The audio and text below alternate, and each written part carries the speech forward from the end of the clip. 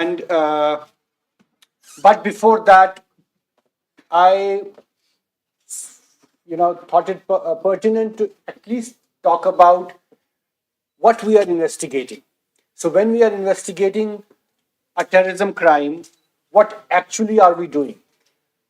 I will, save you from this when I was there syndrome and try to give you some theoretical input so that you appreciate that how these things are taken worldwide, how terrorism over a period of time has come to, you know, kind of acquire a unique uh, perspective, and also how terrorism has evolved during the last 50 years. Before, then after, we'll talk about the domestic terrorism in India and what are the challenges in conducting transnational investigations, particularly to the cases related to terrorism and related to transnational crimes, but I'll focus mostly on terrorism. If you have any questions in between, feel free to stop me anywhere. Okay, so how does it move? आगे कैसे बढ़ेगा?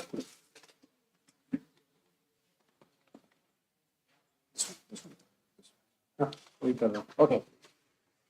So these are two pictures. Does anybody know the person in the glasses? He does look like Henry Kissinger, but he is not Henry Kissinger. That was a good one, good attempt. This man is Menachem Begin. So Menachem Begin was Prime Minister of Israel from 1977 to 1982, around the same time, and he was instrumental in the famous Camp David Accord.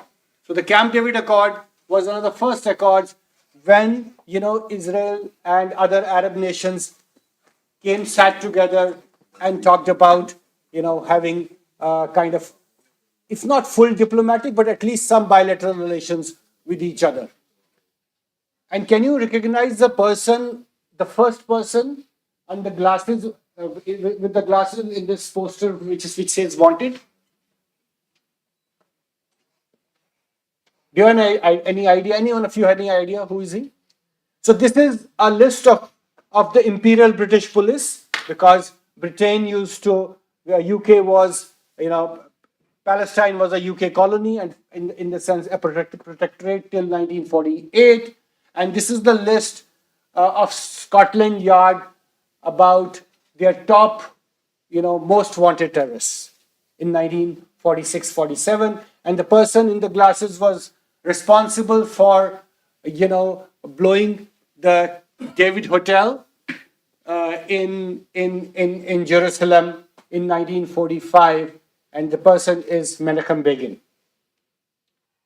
So his party was Irgun at that time. So Irgun's Menachem Begin in 1946 and 47, who was the most wanted terrorist in the UK, and the bounty was good £100,000 at that time. In another 30 years, you see him, the same person, as the prime minister of a very sovereign state, occupying table with the sovereigns or the sovereigns of other states, the presidents of or the prime ministers of other states. So on the right hand side bottom are the Afghan fighters talking to Ronald Reagan. This is 1982-83, when the Soviet Union invaded Afghanistan in 1979. So these fighters were called by Ronald Reagan, and he gave the name Mujahideen to them, means freedom fighter. And he said, they should be hailed as Mujahideen because they're fighting for their land, and at the same time, they're fighting for a bigger cause. And then on the top are the Taliban, and many of them are the descendants of the first generation of so-called Mujahideen. जो पहली और दूसरी थी क्या बताती है, और आप इससे देख के आपको क्या लग रहा है?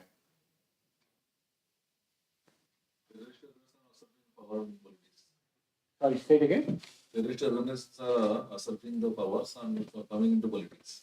So terrorist organizations are usurping the powers and coming into politics. Okay. And they're using violence. Anybody else? So what does it tell you about violence? आप हमेशा बोलते हैं कि violence as an instrument of political activity this should be discouraged, is never successful. But doesn't it both these pictures show you that violence pays? Sometimes, or most of the times, maybe violence pays. And does violence succeed in bringing the political tension to a particular cause you are trying to rally around? Big deep roots with the collaboration of other countries and also violence and taking up upbringing and नहीं, other countries छोड़ दीजिए बिल्कुल. Violence in itself देख लीजिए आप. So in one of my colleagues at NYU, he did a great study on violence in Palestine, and he found that after every suicide bombing in in Gaza and Westland, Israel was forced to give more concessions to the Palestinians, and which kind of indicated that violence pays. So I'm trying to give you different. I'm not saying that violence pays. There are different ways to see a particular issue or a particular thing, and there are different ways to look at it and different ways to perceive them. And once you are able to understand different ways of understanding or looking at them, you'll be able to derive or kind of you'll be able to propose or create relevant policy prescription prescription no prescriptions, sorry, prescriptions. Okay, next.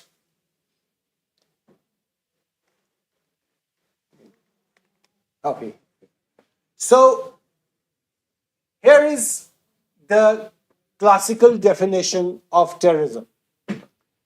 Anybody? What do you mean by terrorism?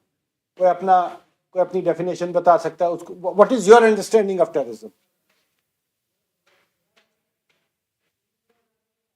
So number one, it's an act of violence. It has. So can any act of violence be a terrorist act? Okay, good. No. Why? So what should be the ingredient of a terrorist act? और क्या होना चाहिए? An organization act which is posing threat to the sovereignty of a nation. An organizational act which is posing threat to the sovereignty of the nation. Unity and integrity of the nation. There is a motive behind. What motive? Oh, threat intimidation can be it is a way. It's a method. But motive kya? Like what is that big? Yeah, has to be. In the last 50 years, after the Second World War, scholars all over the world have come to this kind of a agreement that terrorism is an act of violence to achieve your political purpose.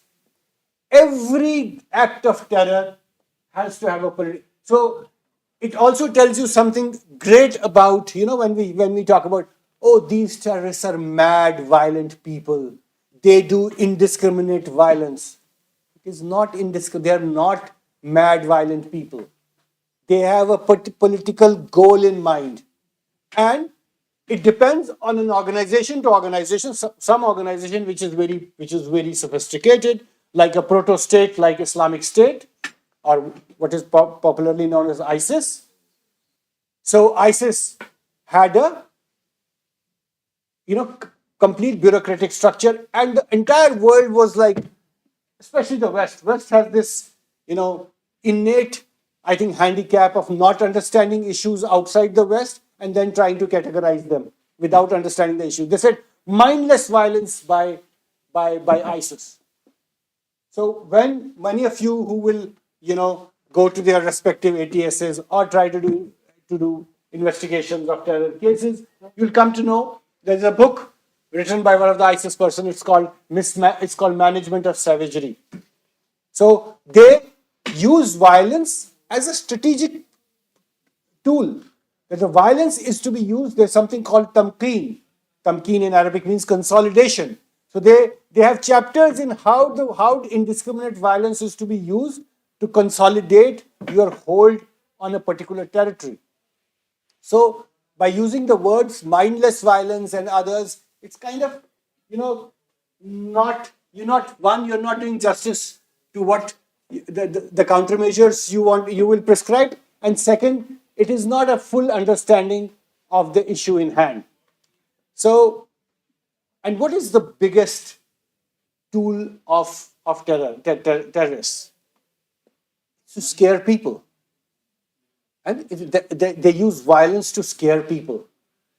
And do you think that terrorism, sometimes when there is war, so there's war going on between Ukraine and Russia, so people would be less kind of scared of that war, but more scared of what if there is a bomb blast anywhere and, for 50 or 100 people get killed. Because it is it's kind of, the aim is to scare publicity, to scare people. And the goals are invariably political. And terrorism, use of violence, is one of the tools in that spectrum of political objectives. So if the political objective of Algerian insurgents in 1960s was to gain independence from France, then urban terrorism was one of the tools. So what are the other tools can be? It can be a mass protest, and it can be taking part in the elections also. So many of you would have heard about Muslim Brotherhood in Egypt. So Muslim Brotherhood in Egypt is a radical Muslim organization, but how do they engage politically in Egypt? They participate in elections. They say we want to bring an so-called Islamic state or Islamic rule, but through legitimate means. That is why till 2011 and 12. So if you see, just type Muslim Brotherhood West or New York Times, you'll see big op-ed pages that the biggest threat to the Western civilization is Muslim Brotherhood, and offshoots of Muslim Brotherhood like Hamas is an offshoot of Muslim Brotherhood. It's the biggest threat to the West. But then after 2011, what happened? The political scientists in the West came up with a theory called firewall theory.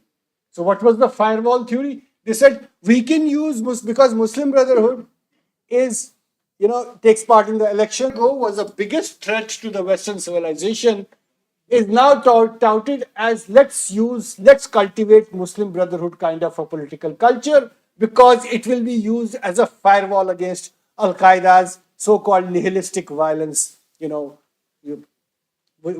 mindless violence of Al-Qaeda.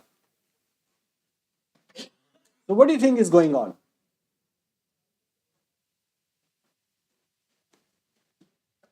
At some point, one needs to, you need to kind of really rack your brains, अपने दिमाग सोचना है. जो आपने पढ़ा उसको एकदम ही सोचना बहुत जरूरी है. क्यों सोचना जरूरी है? कि मुझे अगर इस जगह से, इस स्टेट से टेररिज्म का रूट खत्म करना है, तो 2 या 3 किस्म की आपकी स्ट्रेटजीज हो सकती है. एक जिसे हम काइनेटिक कहते हैं ना, kinetic strategies are use of force, use of your army, state forces, and second is called, winning hearts and minds of the people, developmental, and third can be something else, because you are engaging with them politically, and then we have this great bigger now this notion of how can you talk to terrorists? How can you talk to terrorists?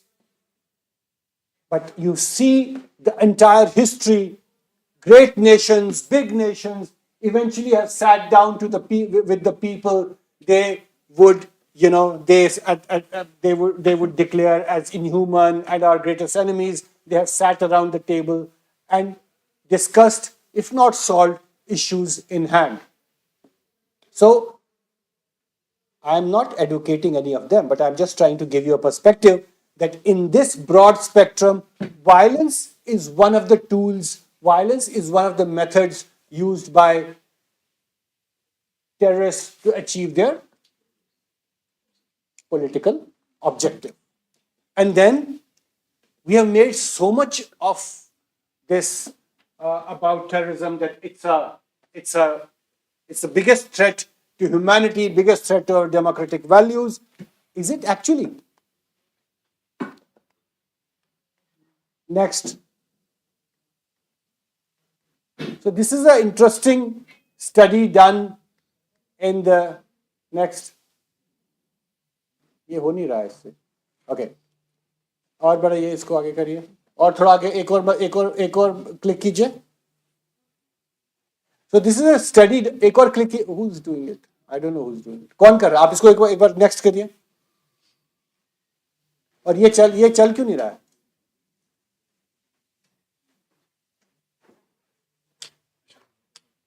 Okay, ठीक है. Then that's it. So this is a great study done by a Cato Institute, which is a think tank in US.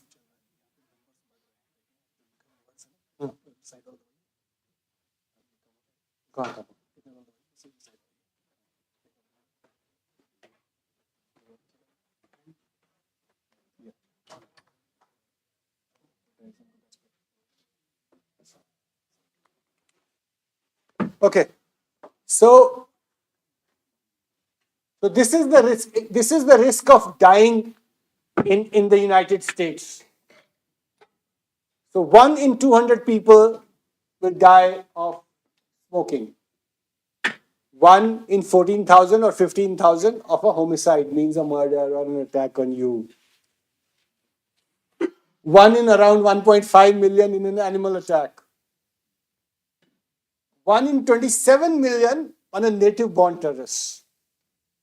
And international terrorism, which is the biggest threat, is 1 in 3 billion, almost, or 1 in 37 million would die of a foreign-born terrorist attack. That is the probability. But why is terrorism such a big deal then?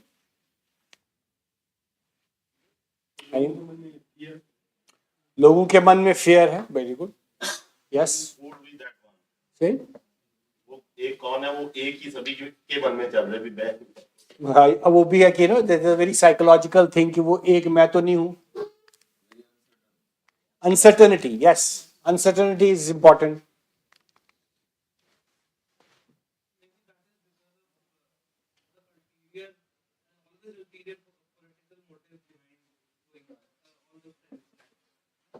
Yeah, so other acts are kind of an individual gain, or you might die of homicide or an animal attack. But when somebody has a political aim and he's going to perpetrate violence, so that always plays in your mind. And then this scare, which is again made by the media and others, kind of has an impact on your psychology also. So warfare seeks to conquer territories and capture cities. Terrorism seeks to hurt a few people and scare a lot of people in order to make a point. See, the uncertainty of it. Warfare, I'm from J&K. I know if I go on the border, the probability of me getting hit by a stray Pakistani bullet, there is a probability. Even if it is less, but there is a probability. But if I am in Srinagar, in the city, I know the probability of me getting hit by a stray bullet is very less. So we know in the war, where the war is happening. But terrorism is an act of terror can happen anywhere. In a market, in a mosque, in a temple, in a play field. So this uncertainty is what terrorist exploits. And it is, some people consider it the best political weapon, and for nothing, because the fear of sudden death is the best political weapon. And who are those some people? Hitler said that, that just the fear of it, the fear of a sudden death is can have much more potency than air raids done by the Luftwaffe, which was the air force of West Germany, Germany at that time. Okay, so there is this uncertainty which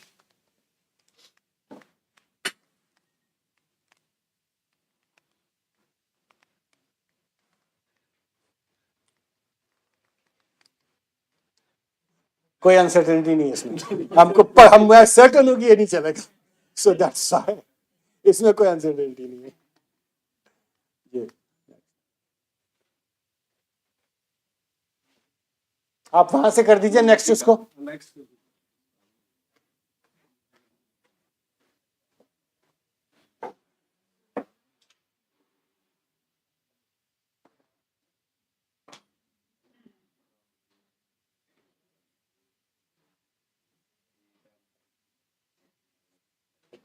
Okay, so next is these two approaches कि terrorism को कैसे देखा जाता है.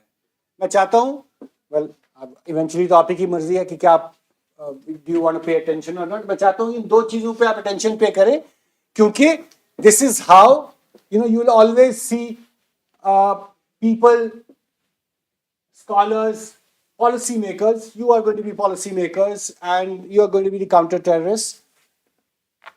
Deal with terrorism. Some बोलते हैं पागल होते हैं साहब, दिमागी खराब होता है. So suicide terrorism. Who becomes a suicide terrorist?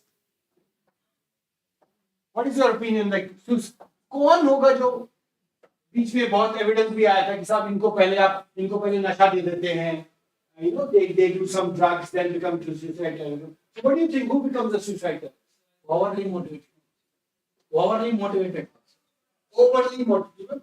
It's like person who's like deeply motivated. One who has been psychologically driven. Brainwashed. Ideologically brainwashed. Yes. Okay. Or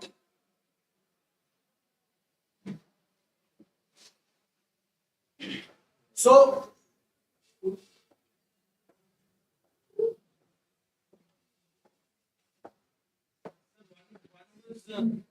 Shown some kind of games after doing the action.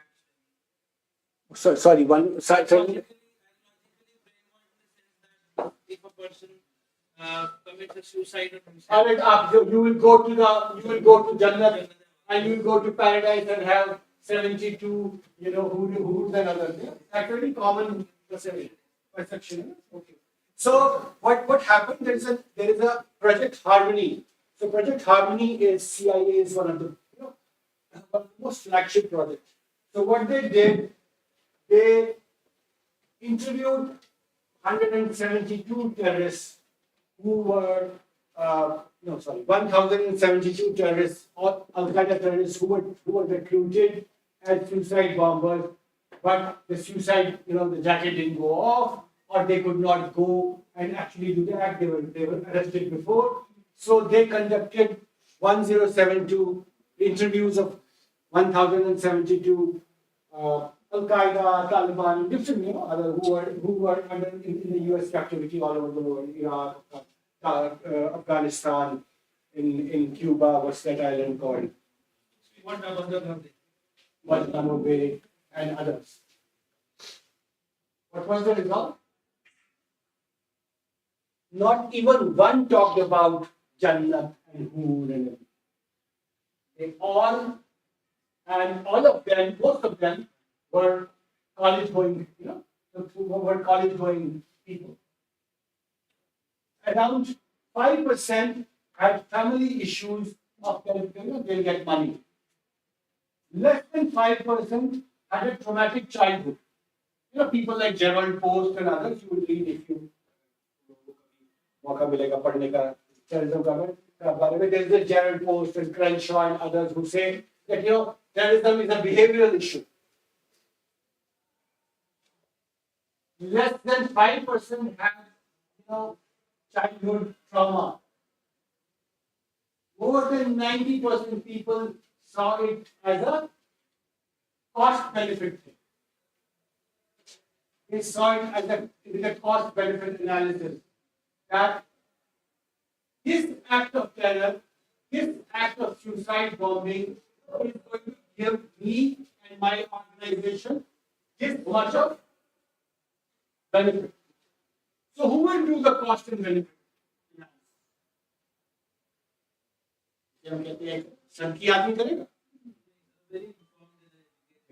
It's a very strategic choice. It's a completely strategic choice. And so you have these two approaches to deal with terrorism. One is the strategic choice approach, another is what is called the psychological approach. The strategic choice approach says that it's a willful act of a person or an organization for political and strategic reasons. मैं अगर suicide bombing कर रहा हूँ, मुझे but strategic choice has the problem called free rider. What is a free rider? Anyone? तो free rider problem होती है, जिसे कहते हैं ना कि जब अगर मैंने पूरी क्लास को बोल दिया, कितने लोगों की क्लास, लेट्स से 40 लोग, मैंने आपको बोल दिया कल आप मुझे जो है एक अच्छी सी रिपोर्ट, पूरी क्लास मेरे लिए एक 4 पन्ने की अच्छी रिपोर्ट लिखेंगे. What will happen? 4 लोग जिन्हें हम केटीपी कहते हैं, इन टाइप के लोग, 4 लोग लिखना शुरू कर देंगे, बाकी सब कहेंगे वो तो कर ही रहे हैं, मैं क्यों अपना इनपुट दूं, मैं चुपचाप बैठ के चलो हम मूवी देखने लगते हैं, तो 4 केटीपी टाइप के लोग लिख देंगे, हमको उसका बेनिफिट मिल जाएगा. अगर ए मिलेगा तो पूरी क्लास को ए मिलेगा, है ना? What is this called? This called a free rider problem. मेरे और इसके जैसे लोग फ्री राइडर हैं. सो आप लोग सब लोग जो है 10 लोग इसमें काम करेंगे and we are the free rider problem. So if in an organization only few people are going to be taking actions, others would just be silent members of that organization and just ride on this free rider thing. So many people thought that is how we can break organizations, but why there is no free rider. So political scientists ने सोचा कि terrorist जैसे सभी organisation है, उन्होंने study किया, bureaucracy को study किया, आर्मी को स्टडी किया, बड़ी बड़ी ऑर्गेनाइजेशंस को स्टडी किया, उन्होंने कहा हर एक में फ्री राइडर प्रॉब्लम होती है. 100% टेररिस्ट ऑर्गेनाइजेशन में भी फ्री राइडर प्रॉब्लम थोड़ी बहुत होती है, बट देयर इज वेरी बहुत ही लेस प्रोबेबिलिटी होती है free rider. Why? Because each of them are collectively rational. All of us would think, इसे कहते हैं मेरा contribution will eventually lead to that. That collective rationality, people realize that the participation is important to achieve that goal, and they are collectively rational.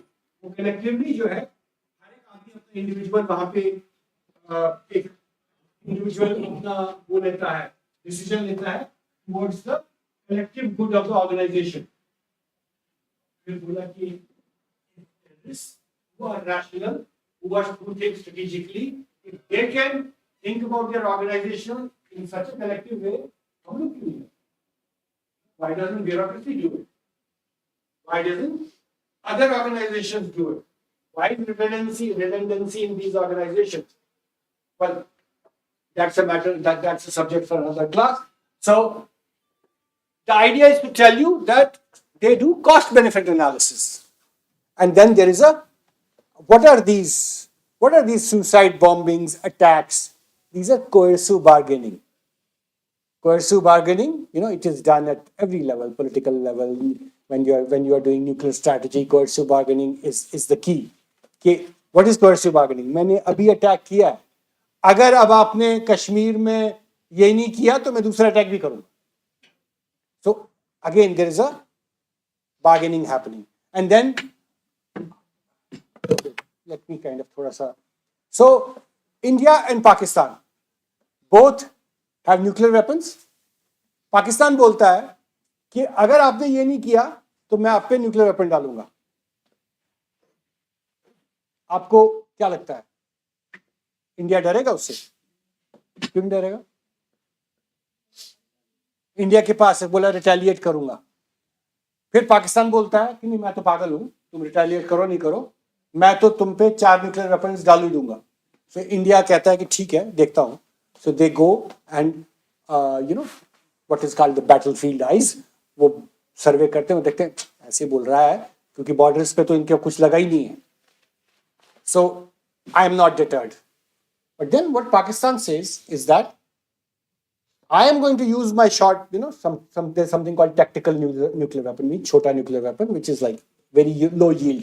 I'm going to use a small nuclear weapon against you. And then he places that on the borders.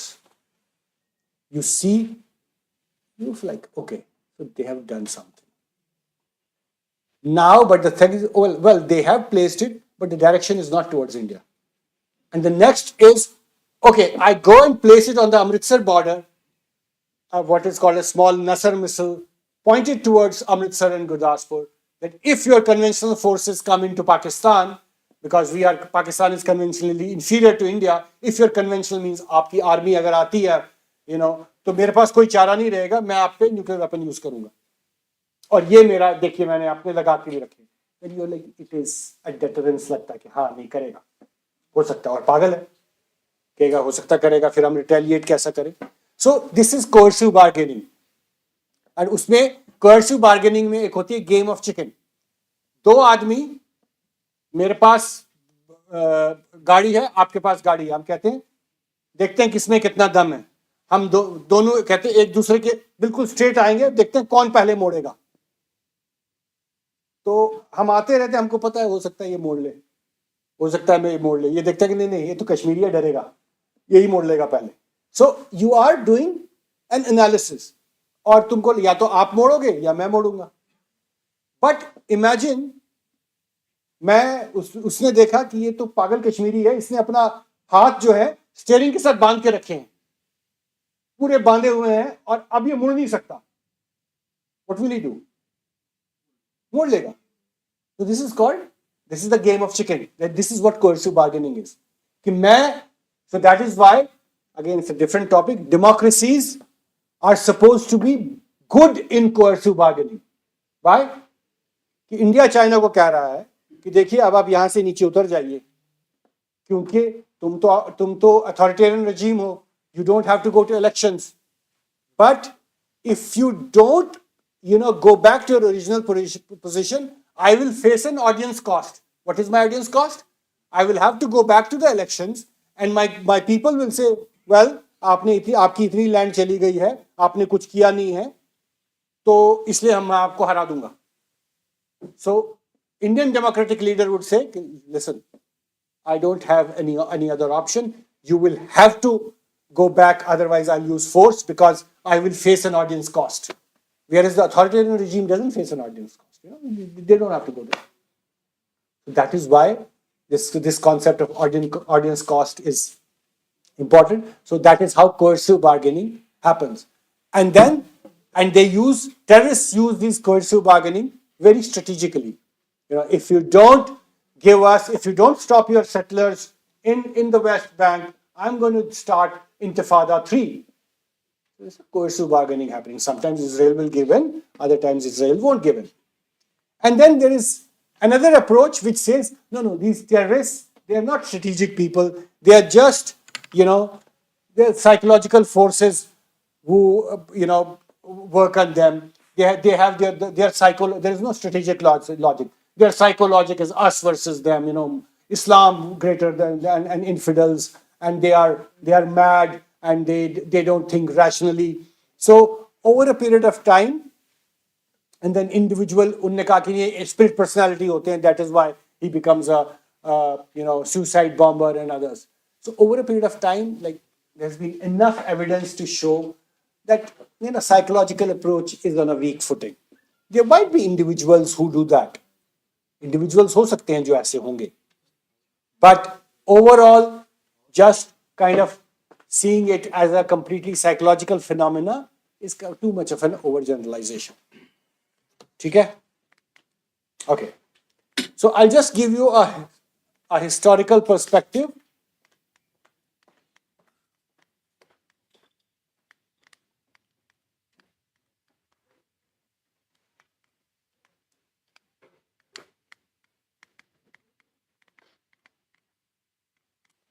Next कीजिए वहीं से आगे दबाइए.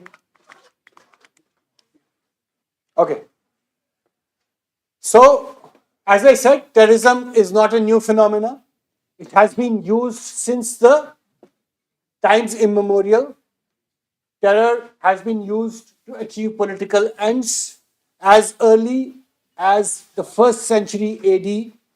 You know, Roman soldiers and others, terrorists would kill this, you know, the so-called guerrilla tactics. The people in this greater, now what is called the land of Canaan and others, which is the Levant, Middle East. When the Romans occupied them, there were groups who would, who would kind of hide themselves in the jungles and attack the Roman soldiers. Has traditionally been used to resist occupation. And suicide terrorism is not a new thing. It's been there since the times immemorial. We have these, the zealots, the so-called zealots, आपने पढ़ा होगा, they would kill themselves, burn themselves, and throw themselves on the enemy. So this is how terrorism has been used as, as a tool against the enemy. And religious people also use terrorism, and that's why it was seen mostly as a religious act. But behind that religious act was also a political goal, so that the zealots are able to defeat the Jews and the others. So,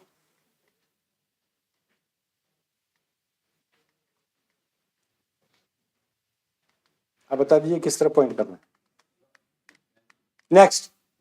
Next.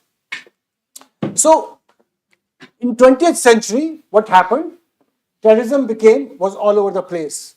Why? Second World War was a watershed. What happened?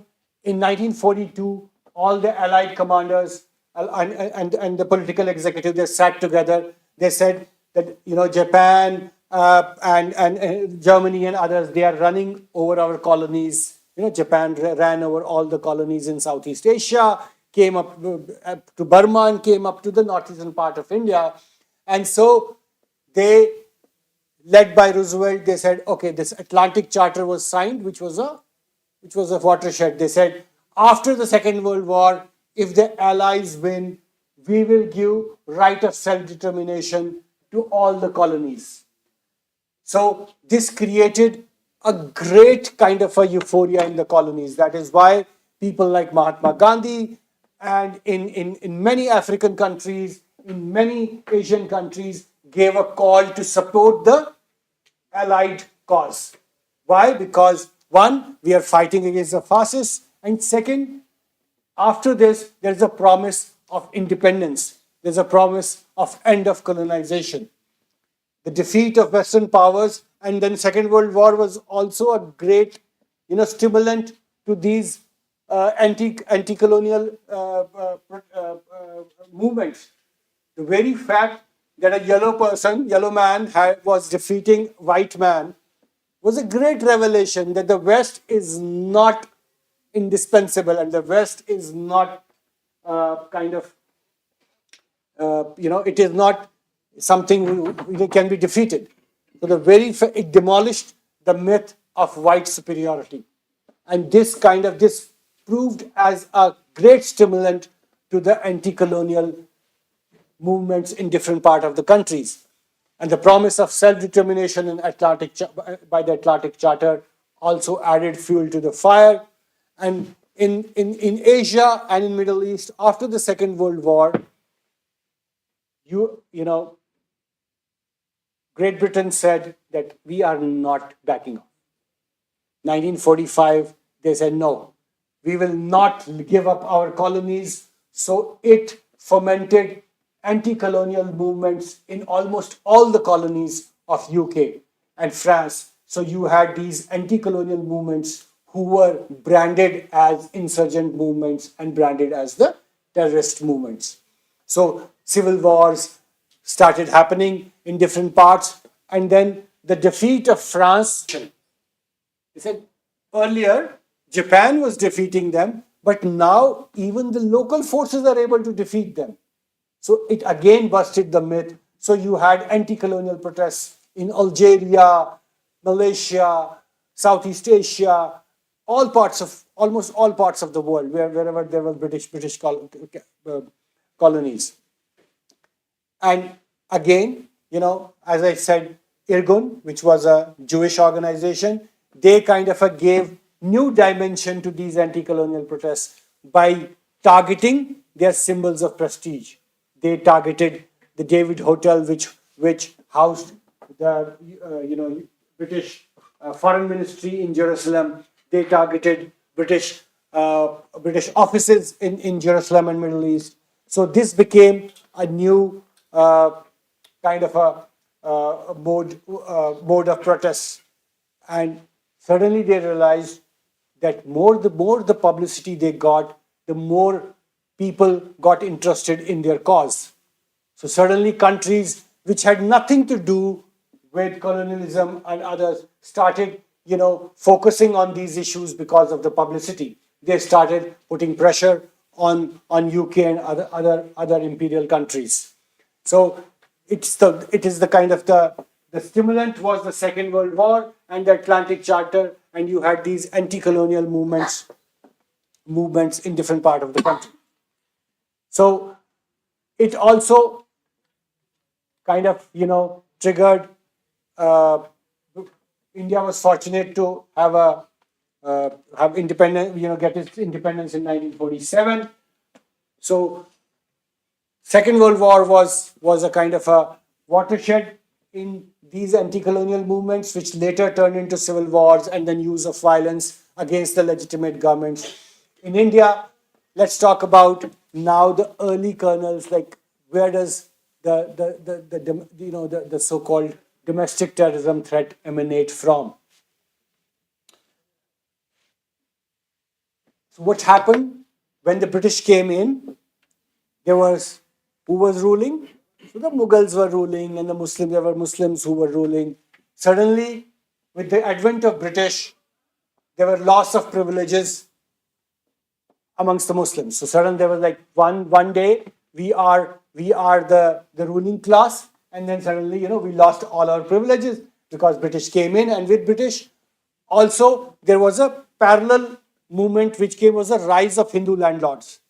So there were Hindu landlords who kind of became, the Rajputs and others started asserting independence. So this loss of power was complete, and Muslims thought that they had lost all the patronage and privileges. So they were, and most of the a few section of Muslims in 19th century, very few section, they thought of reviving the glory of Islam. But there's a difference here. When you talk about somebody in the Middle East or the rest of the Islamic world, when they talk about the glory of Islam, they will talk about the Ottoman caliphs, the Abbasid caliphs, or the early Islamic caliphs. In India, there was Indian Muslims never paid allegiance to Abbasids or Ottomans because they had their own glory. So the Mughal rule was for them epitomized the glory of Islam. So there were revivalist movements in India, one led by this man called Sayyid Ahmad of Rai Bareli. So he first declared a jihad against the British, but he was a smart guy. He said, if I declare jihad against the British, in no time would my all my army, so which he had gathered, will be completely wiped out. So he thought, let's take panga with somebody जिसके साथ में deal कर सकता हूँ. So though they moved to so-called down the present-day Pakistan, which was then ruled by the Sikh kingdoms, and they declared jihad against the Sikh kingdoms. So Sayyid Ahmad's jihad became the inspiration for jihadists or radical minds in India who, after the demolition of Babri Masjid, who thought that the state has turned against the Muslims in India. A very small section of Muslims, Muslim youth associated with Simi and others, started looking at Sayyid Ahmad as their ideological kind, as a source of their jihadist ideology. So if you read the Indian Mujahideen manifesto, which was released, in after 2008 bombings, what does it say? We have carried out attack in the memory of two most eminent mujahids of India, Sayyid Ahmad of Raebareli and Sayyid Ismail Shahid, who was also with him, who had raised the glorious banner of jihad against disbelievers in the city of Delhi. So what is typical in this? So the typical in this is that the Indian radicals, Indian jihadists are not looking for ideological justifications from Arab and Middle East. So their jihadist, inspirations are local. Why they're jihadists? Because their goal is also very, very, very local. So of 108 Simi and IM terrorists who were arrested and interviewed, take a guess. How many of them talked about global caliphate? Yeah, only 6. Those 6 were also the people who had, who had spent most of their time in the Gulf. How many of them talked about global jihad? Hardly 1 or 2 who were the leaders, like Safdar Nagori or Yasin Bhatkan. All others had the local grievances, communal riots, all those grievances. Babri Masjid, communal riots and all that. So it's very important to understand why it is important to understand that is how you will prescribe the countermeasures.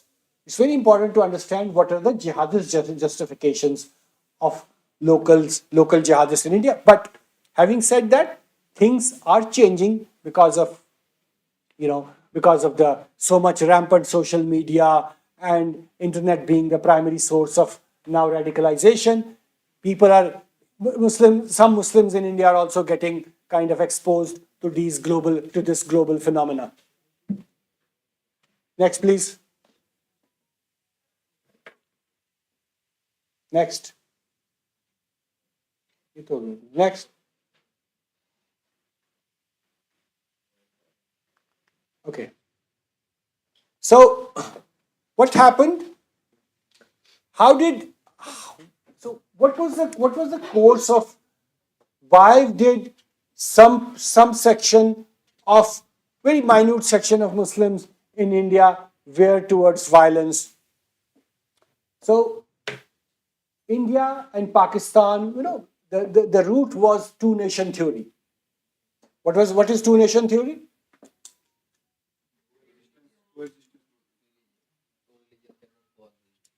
Two religions cannot coexist. Okay, more on that, yes. Say it again. Yes, so they said the two-nation theory was that Hindus and Muslims, which are two religions, are two different nations, and they have different interests, which is fine as long as they are two different. Nation is not a political concept; it's a psychological concept. You can be a nation without having a political boundary. So people said, as long as you are two different nations, which is fine, and different interests is also fine. There is a conflict of interest. So your interest conflicts with my interest. So they said that two-nation theory is this two-nation theory. So the basis of creation is religion, unfortunately, here. And they thought that religion is a greatest binding factor. Is religion a greatest binding factor? Why? That's a very emphatic no. क्यों भाई? काहे की humanity है? Say it again.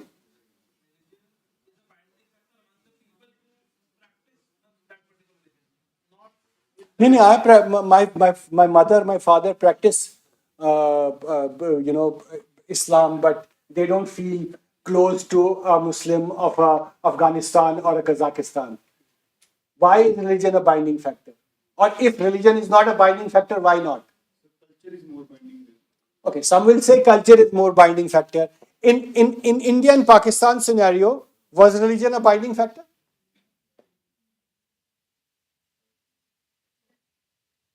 Somebody said yes. Okay, so you said no. Why? Culture is a binding. Give me an example, like, but why prove it or give an evidence with India and Pakistan create kind of a perspective, People like same kind of music, same kind of customs are there. which is fine. I can like your music customs, but still, I think religion is a bigger attraction for me to be with you.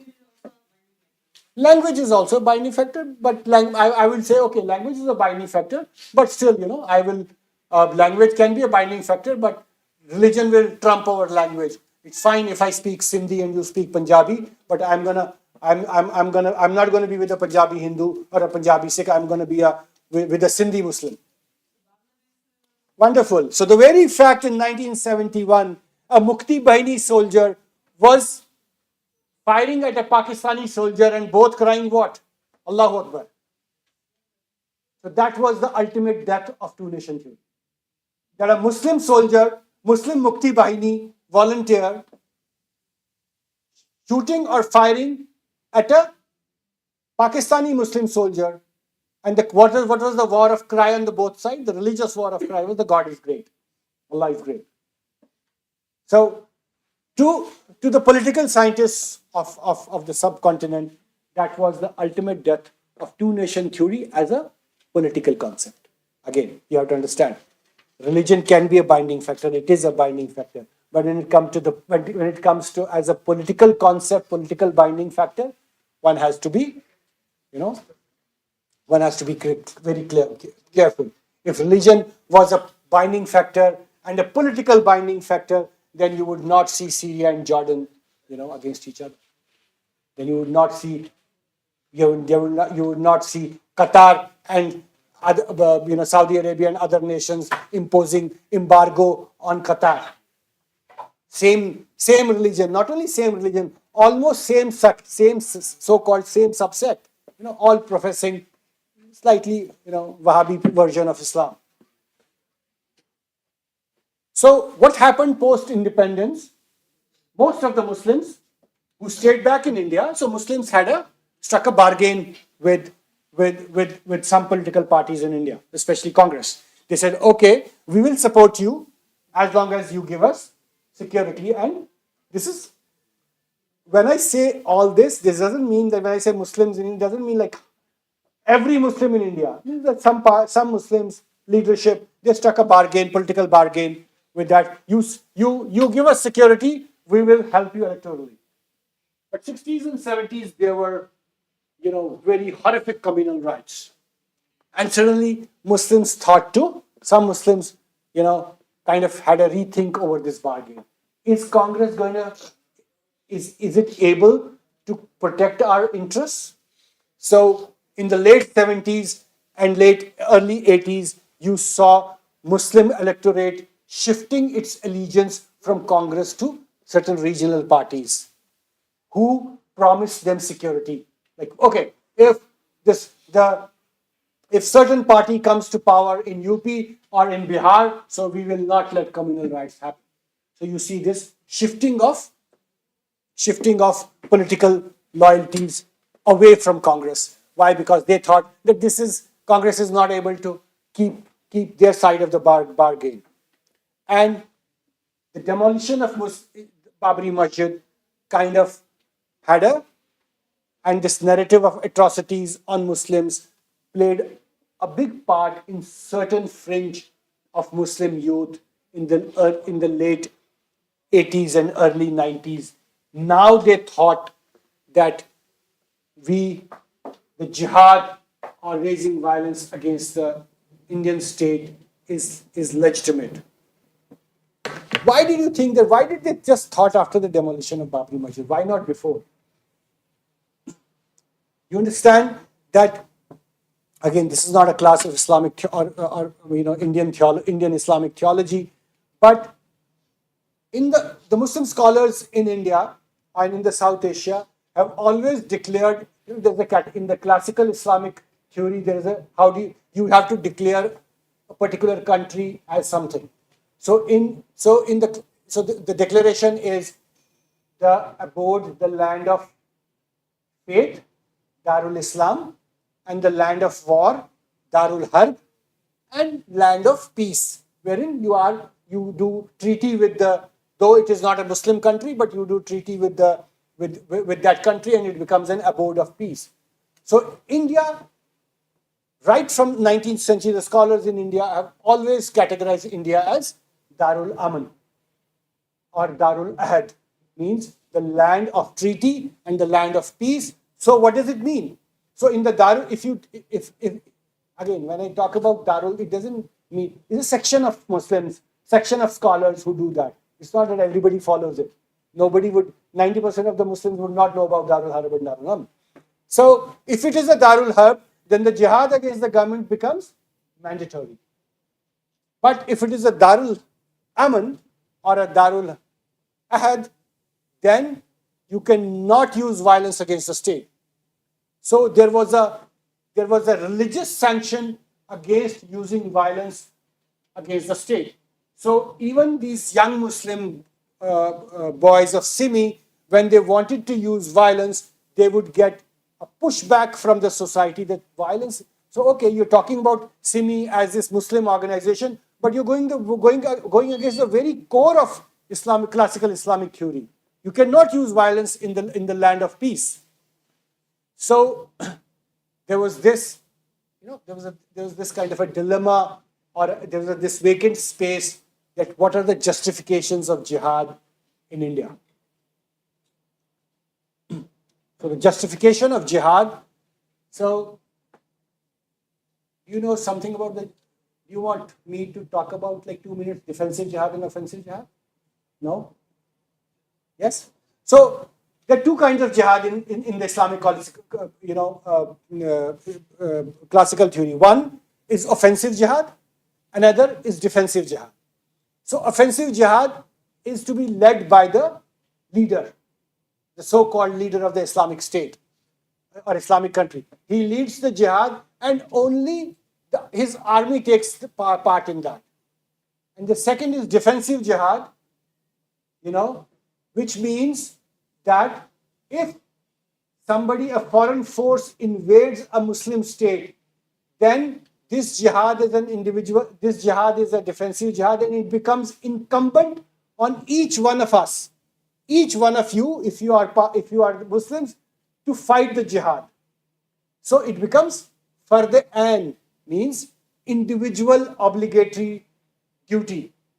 But offensive jihad is by the leader who goes on and kind of captures some land, and that is for the kifaya, means collective duty. Only the army does that. I don't want you to kind of go into these maze of words, but so Babri Masjid was kind of a so-called a turning point for them, that some Indian scholars said, so that now that the Babri Masjid has been destroyed, they have not destroyed this masjid because it is a mosque.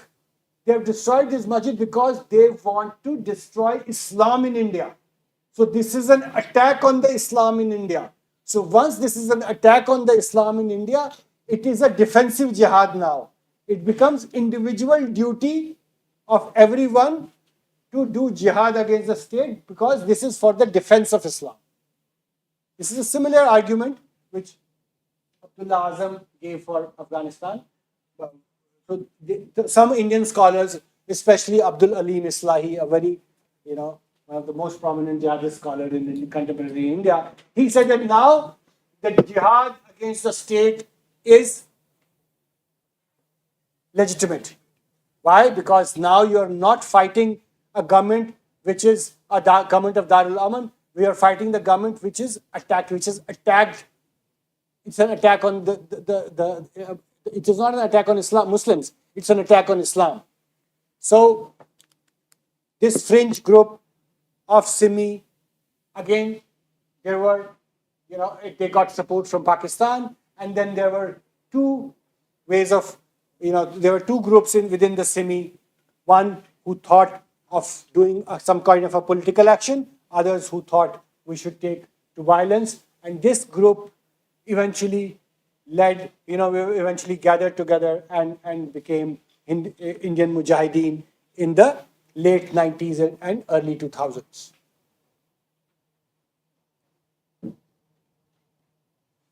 Next.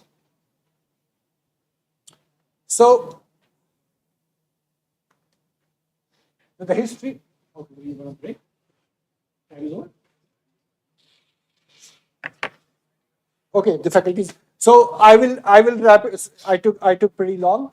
So I will wrap it up here in the sense of, the terrorism in India started from ethno-nationalist movements in Northeast, the Naga movements in 1950s, which were an ethno-nationalist movement. What are ethno-nationalists? A particular ethnicity wants to have its own independent nation. Then Khalistan separatist movement was also an ethno-nationalist movement. Kashmir started as an ethno-nationalist movement, but eventually, got a religious color.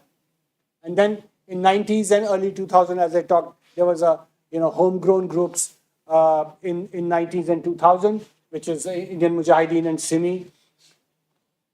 And because of these series of communal riots, we had these emergence of the groups. We couldn't come to the global linkages. If you have any questions, feel free.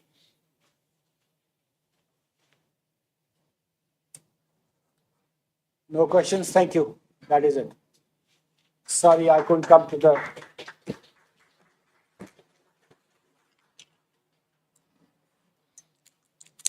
Do they have a break for 5 minutes?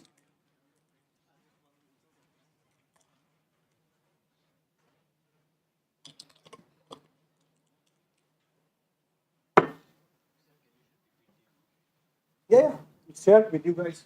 You can. जिसको भी presentation चाहिए होगी आप दे दीजिएगा.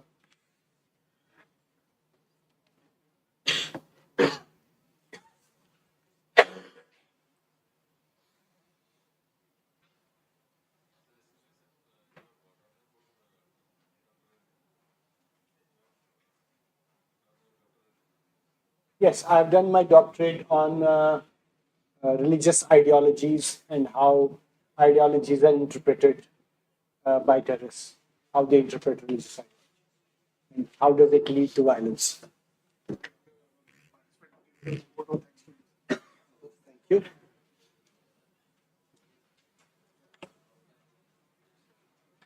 Good afternoon, everyone. So, I would like to thanks on behalf of all the DSPs from all the country, all the states of our India. So, sir, Shri Sajid, Farid, sir, you have very well explained all the things that were happened in the history of our country, and this is the tackling with the terrorism.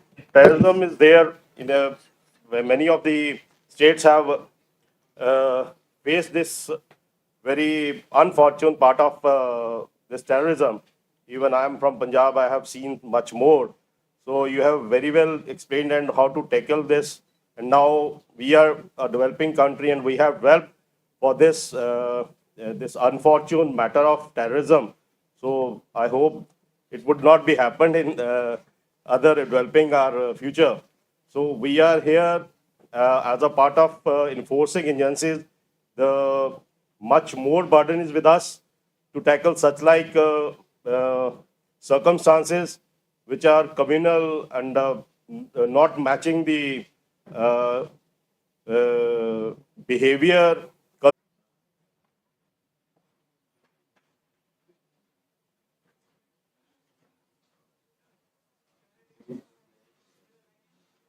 Sir, we have a break of 1 minute or 2 minutes. If you want to use the washroom, then washroom is on this side. और अगर किसी को पानी चाहिए तो बता दें, आप पानी हम दे देते हैं. 2 मिनट के लिए चेयर छोड़ दें ताकि फ्रेशनेस आ जाए.